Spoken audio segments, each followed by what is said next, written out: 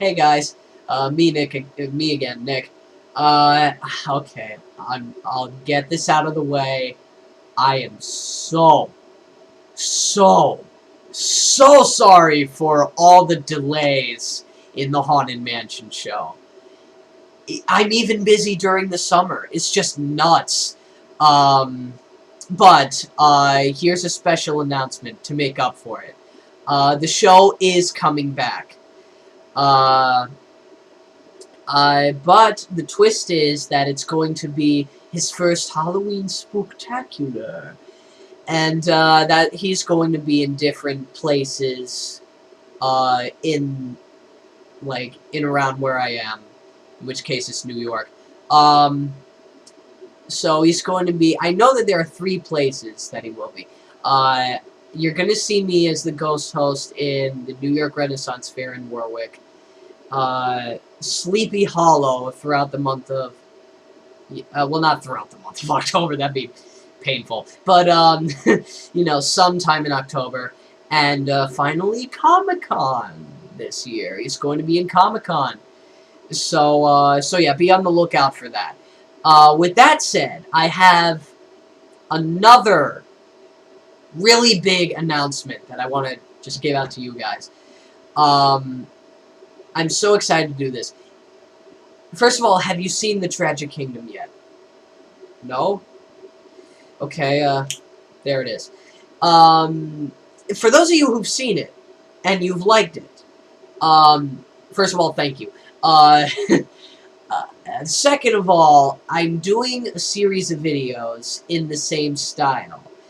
Meaning, like, all my pictures are drawn straight from Photoshop, and there's, like, music and sound effects customly made by me with narration, and that is based on the Dr. Seuss stories. They're going to be retellings of the stories, because the reason why I do it is because I just love Dr. Seuss. I mean, he's like my second childhood hero. I just like Disney. He's like the first thing that you're introduced to as a kid. And it's easier doing these, I realize, because I finished The Grinch, Who Stole Christmas. That's coming in Christmas, by the way. That's the first one to come out, by the way, so be on the lookout for that. Yeah, I realize that making these is so much better because I finished The Grinch in, like, a month. Like, pictures, music, editing, everything. I finished it in a month. And I already finished the soundtrack of Lorax. And making the pictures of these things, again, so much easier, because when I did Tragic Kingdom, I was like, you know, devil's in the details in every single picture. And because of that, it took me like 2 or 3 years to get it done. But with this, is like 1 month. That's it. That's the only difference. Just 1 month. I'm done. So it's like being dropped by flies.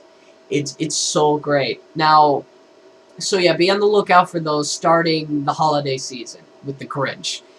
I hope you guys will like them, because I'm really satisfied with how the Grinch turned out, and come Christmas, I hope you do too. So so with that said, let's talk about Dr. Seuss in Hollywood. Now, it's very hard to adapt a children's book, that I know. But with Dr. Seuss, lately they're struggling. So I'd like to take the moment now to, like, go through my scale of Seuss adaptations, starting from the best adaptation to the rock bottom absolute worst.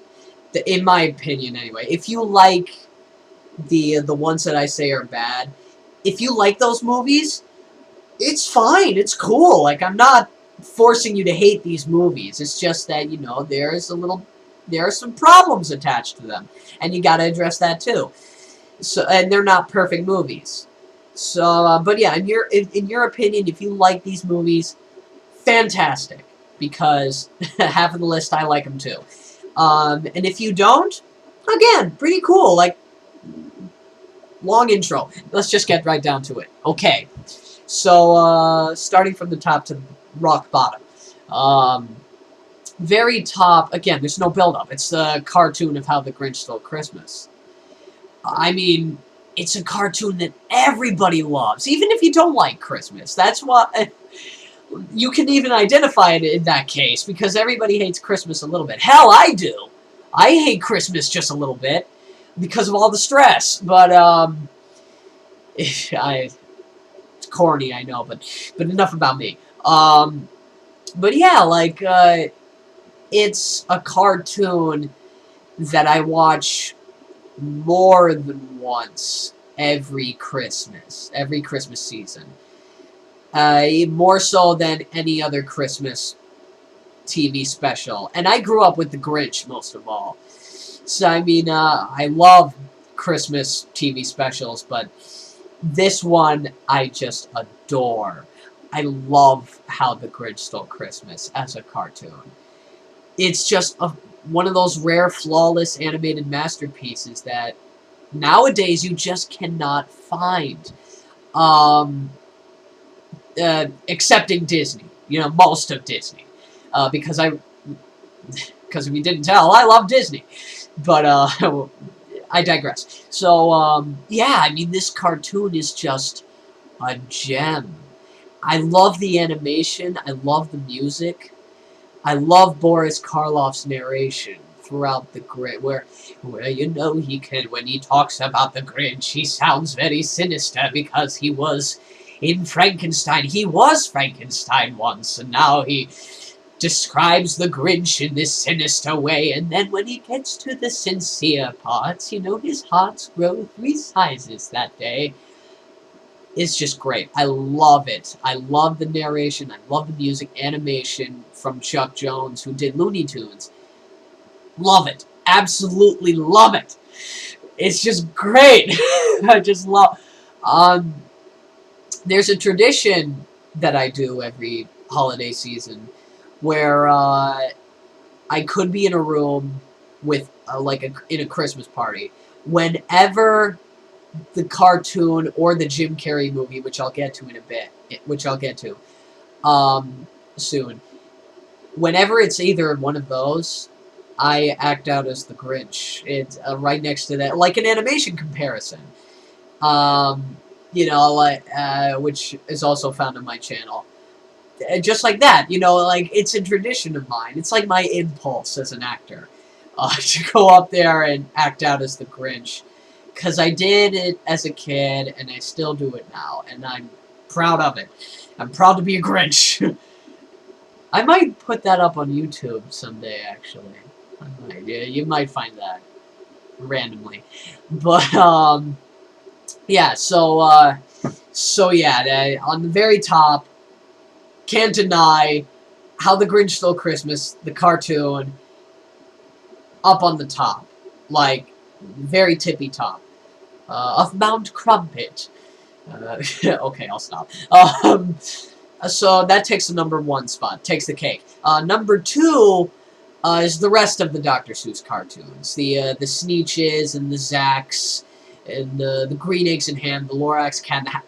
All those. Even Horton Hears a Who and the original cartoon, not the CGI. And even the Grinches, the Cat in the Hat, and Halloween is Grinch Night. Those I like. Those I really like. And I know it's a cheater, like putting like the rest of the cartoons of Dr. Seuss into one spot. But again, they're almost just like the Grinch, the way they're set up. They're just like the books. And it's the fact that, you know, they didn't have to be outside of the books. And when they did, it was great. Like Halloween is Grinch Night and the Grinch is the Cat in the Hat.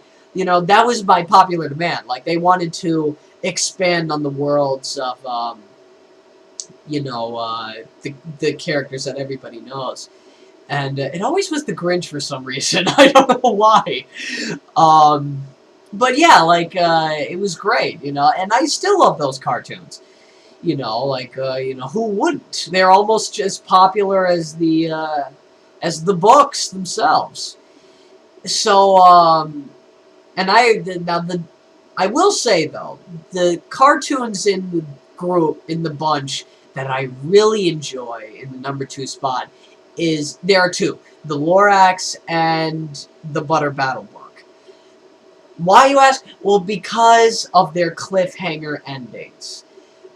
It just works so well. They work so beautifully in these stories. Like in the case of the Lorax, and I understand that these were in the books too, but they work better in the cartoons because, you know, when you're watching these cartoons, you're thinking like, oh my god, this is pretty deep stuff for a kid's cartoon.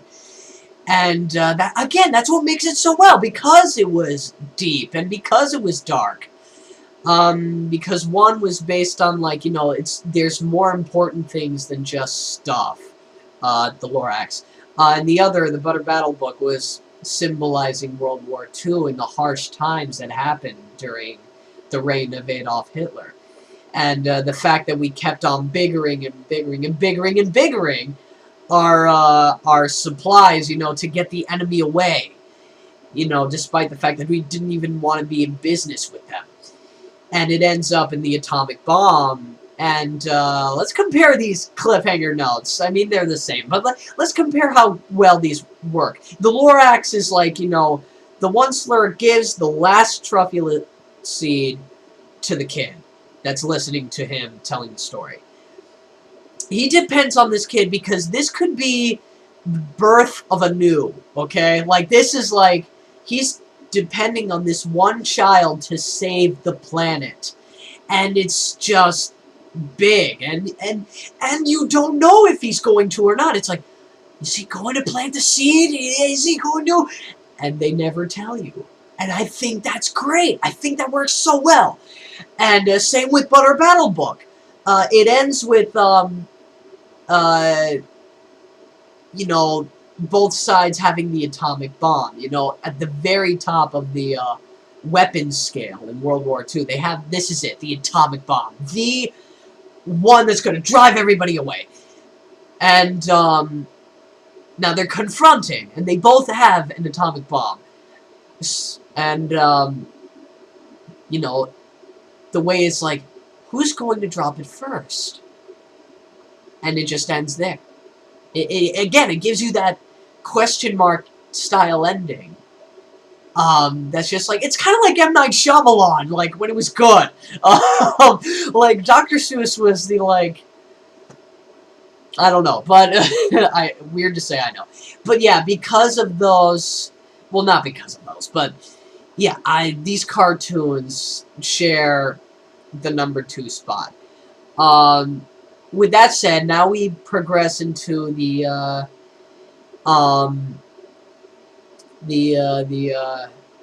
movies, the feature-length films. Number 3 is Horton Hears a Who. Because this one is actually more closer to the original source material than the rest of the films in this list ever could. But with that said, I know there are some weird things about it. I know the movie's not perfect. It's not. But on the other hand though, couldn't resist. I like Jim Carrey. He actually made me chuckle in this one. Steve Carell is very funny in this movie. He plays the mayor of Whoville in the spec. He's actually really funny, you know? Like, I love his performance and how they animated all this stuff. That's another thing I like about this, too, was the animation. How, like, fluid they made it, and they captured the look of Dr. Seuss. I think that's what makes it good, you know? Like, also, but what really wins it for me is like, near the ending. It was like when, just like the end, like when they're telling the end of the book, where they're like, you know, oh, they don't believe we're here. We gotta make some noise to make them hear. We are here. We are here. We are here. From there, you know, it builds up to this. I mean, you know what's coming if you read the book, but like, builds up. It's like, and it literally shows that it's building up with the clouds. Like, it's like, ooh, and you hear the muffle, but the noise is not quite getting there, and people don't still believe in Horton, that they're close to like boiling the speck in bezelnut oil. They're that serious. But yeah, down in Whoville, and then it builds up to the point where JoJo, who's an emo in this movie, and there's a teenage girl following demon. I don't know. It's weird, but anyway, JoJo, it builds up to him, you know, giving out the great big yup. You know, like, I mean, mine doesn't do it justice, but he, you know, he gives out the big yup, and it echoes, and the noise travels, and then it makes the clouds go whoosh, and then you hear the we are here, in like a choir. You know, we are here, and you still hear the clunkiness of the insane instruments that they got to get the noise going at first. But the fact that it just, like, opens like a whoosh, and it breaks through the atmosphere. That one tiny thing just whoosh, and it breaks through. We are here, and then they're like, they are there. I hear it from the cloud. I love it. I love that bit. I love that part. It's my favorite part in the whole movie. I know it's just me talking like a purist, and it's just me bantering, but I really love it. It worked so well, and I just love it. I love how it echoed in the theater when I first saw it. It almost made me cry a little. And, like, it was great. I just loved it. I do know the weird stuff, though. Again, like, the point where, like, Horton fantasizes that he's in a Japanese anime, like, that was weird. Again, the fact that JoJo is an emo-looking kid, that is friggin' nuts. That is just bizarre. No, what's really bizarre is that there's a teenage girl following on DeviantArt. Like, I guarantee you, just type in Horton Hears a Who on DeviantArt. It's all about JoJo. I'm not kidding. But I digress. Oh, and I can't talk about the weird stuff about this movie without in my world, everyone's a pony, and they all eat rainbows and poop butterflies. What happened in the meeting? That made the... I don't know. That, like, I'm not gonna bother ranting about that. It speaks for itself. It's weird. That's Selena Gomez, too, by the way. I discovered that is... Whatever. Let it be. And, but yeah, although, aside from that stuff, that movie shares number 3. Because, just because of that ending. That is friggin' epic. So, yeah, because of that ending, it gets number 3 spot. Okay, so that's number 3. Horton Hears a Who. Now, below that is the other How the Grinch Stole Christmas, with Jim Carrey. Now, better not talk smack about this movie, because I know that there's a group following it. This is one of those movies where I don't hate it, but at the same time, I don't really, you know, am gaga over. I mean, I watch it at least once every year. Like, if it's on TV, I'll just be like, eh, you know, like, flip it on and, like, sit through it. I like, Jim Carrey.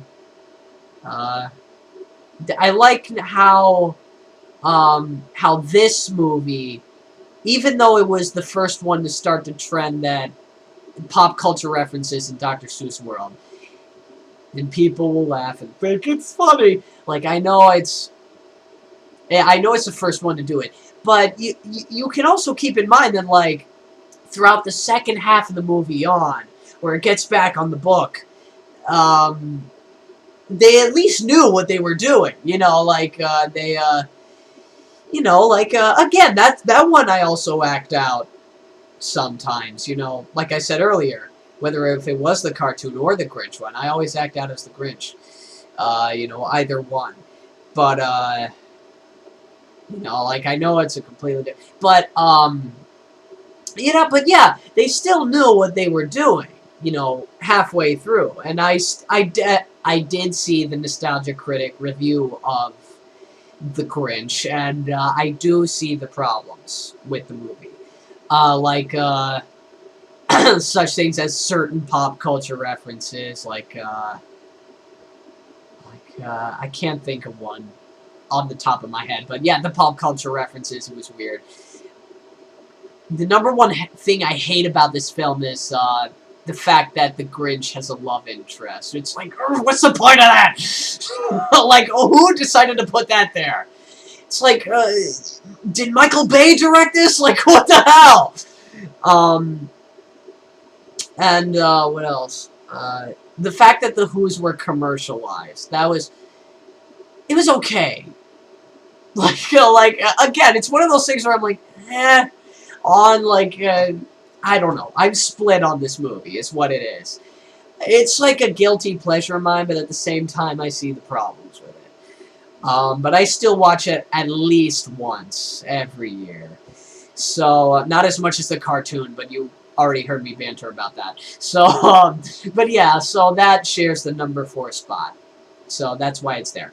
Now, here's where we get to the movies that I don't like. If you like these movies, here's the last 2. But if you like these movies, it's totally cool by me. I may sound like a jerk, but I apologize in advance. It's just my opinion. And you have your opinions too. So, kudos to you. Now, number 5 is The Lorax. And I sat through this piece of garbage, okay? I actually sat through the whole thing so I could give you my forward, honest opinion. I didn't really like it. I know, big surprise. But, the thing about this movie is that, here's what really struck me. I'm pretty sure Doug Walker, the Nostalgia Critic, addressed it in his commentary of his Grinch review. But I share the same feeling, so... it's the fact that... Here's the funny thing about this movie. How they marketed it. The moral of this movie is, there's more than just stuff, you don't need to be commercialized all the time. Yet they constantly marketed the hell out of that movie. I saw the face everywhere, on buses, on posters. It was just nuts. It was really weird. Kind of like false advertising. I don't know about you. But, the number one thing I find weird about this movie was, again, the fact that the Onceler has a teenage girl group. I'm really sorry. But I just have to address this. The Onceler's a fictional character, okay? It's... Sorry, girls, don't kill me. But they're gonna kill me, aren't they? Okay, forget I said that. I'm sorry. Again, just my opinion. But yeah, I'll get over it. So, again, the fact that the boy has a love interest, and the fact that there's a second villain. And the fact that they tried, I'm not kidding, they tried to make this a musical. What was the point in all of those 3 things? I'm sorry, but it's true. The book was, the stuff with the Lorax and the Onceler was pretty much comprised into, 2/3 of the movie. Well, not even 2/3, 2.5 minutes of, of a musical number. Which, I actually find catchy. But, that's the only song that I found catchy. But, really what this movie comes down to is that I call it filler, the movie. And pretty much almost every single character in this movie was written as a flat-out jerk. The boy was so bland and jerky and and pretentious. The girl was something that I can't say, but the girl was pretentious, for lack of a better term. The family was just obnoxious. Both the kids and the Onslers. Even the Lorax was a bit of a jackass, and the Swami Swans and the rest of the animals. The only character I genuinely liked was the Onceler, and I know that's weird because I talk smack about the fan group. But when you get right down to it, he was written as a jerk because he had intentions to be a jerk. You know, I mean, what he did was ballsy, but at least he had dreams. Like, everybody was just like, you know, talking smack at the Onceler, just like, oh, you shouldn't do this. Like, you know, don't do it. Saying that he was crazy. Well, you know what? Walt Disney was crazy, and he turned out successful. But, I mean, I'm ranting now, but I'm sounding like a jerk, I know. But, yeah, like, I liked the Onceler throughout the whole movie. I associated with him, despite the fact that we did see a face on him. And we didn't in the book or the TV special. But hey, at least he was a jerk for a reason. Everybody else was written as a jerk just to be written as a jerk, and it didn't appeal to me. I did like the music, not the songs, but I did like the musical score. I did like the look of Dr. Seuss. I did like how they got the look of the book down. The look of the book. Suddenly I'm rhyming now. I'm talking about Dr. Seuss so much, I'm just rhyming. But, I digress again. So yeah, that movie shares the number 5 spot because it's trying to get the message, oh, save the trees. But it turns out that the message is not getting there. It's just not getting to the audience. So yeah, the message just did not work at all. So that shares the number 5. Here we are. Okay, you've all been waiting for this. The number 6, rock bottom, downhill, Dr. Seuss, worst Dr. Seuss movie I have ever seen. And that is Mike Myers as the Cat in the Hat. Where do I even begin with this one? It's just so horrible. If you like this movie, it's fine. It's totally cool.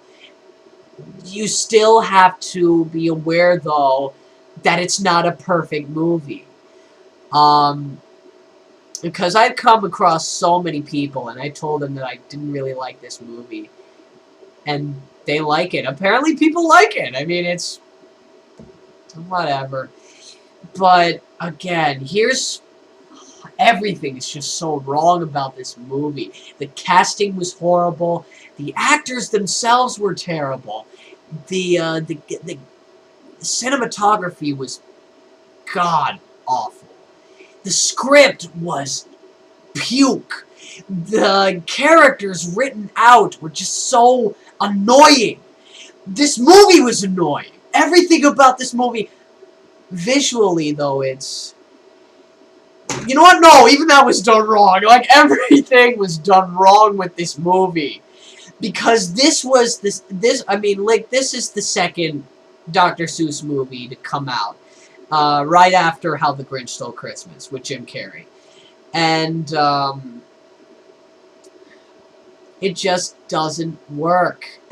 I mean, hell, I may be the millionth person in this planet to, like, talk smack about this movie.